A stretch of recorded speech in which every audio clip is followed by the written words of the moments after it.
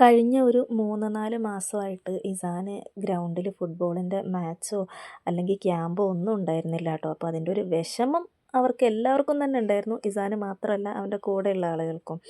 അപ്പോൾ ഏതായാലും ഇന്ന് ചെറിയൊരു മാച്ച് ഉണ്ടായിരുന്നു.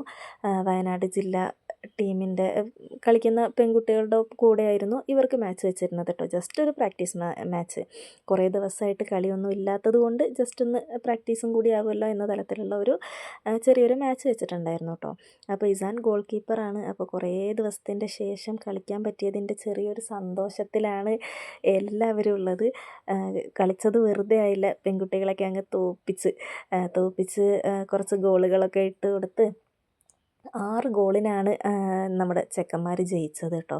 അപ്പോൾ ചെക്കന്മാർ കളി എന്ന് പറഞ്ഞിട്ടുണ്ടെങ്കിൽ അടിപൊളി കളിയായിരുന്നു. ശരിക്കും പറഞ്ഞിട്ടുണ്ടെങ്കിൽ ഞാനൊക്കെ ഇങ്ങനെ ചിന്തിക്കുമായിരുന്നു ആദ്യമൊക്കെ, ഈ ഫുട്ബോൾ കളി കാണാൻ എല്ലാവരും ഈ ഗ്രൗണ്ടിൽ പോയിരുന്ന് ഇത്രയ്ക്ക് ആവേശം കൊള്ളേണ്ട കാര്യമുണ്ടോ, മിണ്ടാതെ വീട്ടിലിരുന്നാൽ പോരെ എന്നുള്ള ചിന്താഗതിയിലുള്ള ഒരാളായിരുന്നു ഞാനും.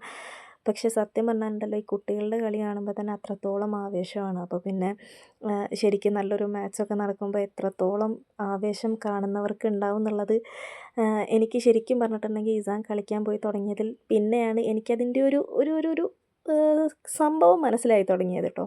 അപ്പോൾ ഏതായാലും ചെറിയ ചെക്കന്മാരാണ് വലിയ പെൺകുട്ടികളെ അത്യാവശ്യം നല്ല രീതിക്ക് തന്നെ കളിച്ച് തോൽപ്പിച്ചിട്ടുണ്ട്.